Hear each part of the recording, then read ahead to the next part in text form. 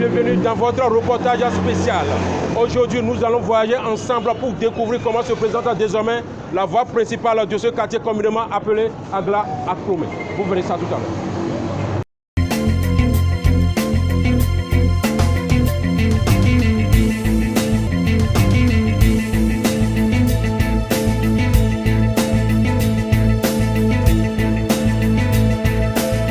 Il y a de cela quelques années, la population de ce quartier a tout le temps vécu dans un environnement désagréable. Mais aujourd'hui, rien de cela n'est plus possible. Grâce aux travaux d'assainissement lancés par son Excellence le président Francis Talon, il y a de cela quelques jours. Aujourd'hui, mesdames et messieurs, nous vous invitons à suivre avec nous comment se présente désormais cette voie principale de ce quartier communément appelé Agla Aklomé. Tout à l'heure, vous verrez ce joyau qui vient d'être réalisé pour le bonheur de cette population. Depuis quelques semaines, c'est la joie qui s'anime dans ce quartier, car la rue la plus risquée du quartier Agla Aklomé pendant et après la saison pluvieuse est enfin sortie de l'inondation et de l'insécurité, une fois pour de bon.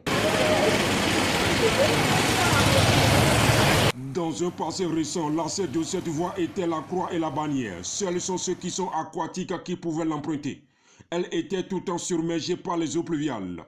Et ceci reste pour longtemps sans disparaître avant la nouvelle saison. Et c'est comme ça les premiers occupants de ce quartier vivaient dans cet environnement. À l'époque, pour l'église catholique et le nom de communauté était difficile. Il n'y a pas d'avoir d'accès.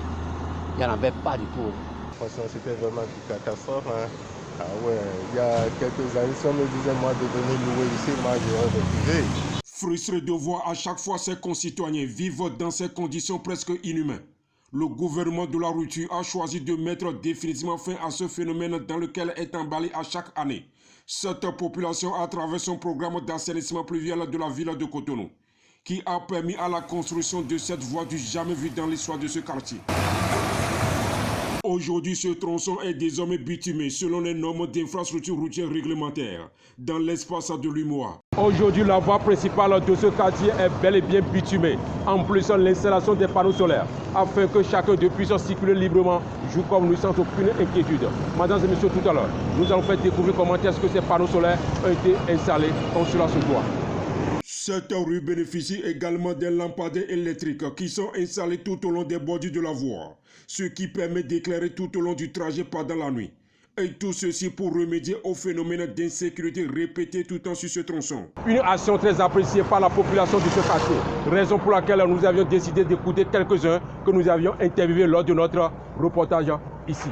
Vous verrez leur appréciation. Aujourd'hui, on voit que sincèrement c'est bien. Sincèrement, en toute sincérité, ce que nous vivons aujourd'hui, si on disait que Agla allait devenir ce qu'il est aujourd'hui, vraiment, beaucoup de personnes doutent beaucoup. Et c'est devenu même des rêves pour certains. Maintenant, tout a changé. Parce que la nuit même, il y a des keufs, il y a la voiture des keufs qui circulent dans les quartiers. Donc, c'est vraiment sécurisant. Après, même, tu ne peux même pas sortir avec de l'argent dans ta poche.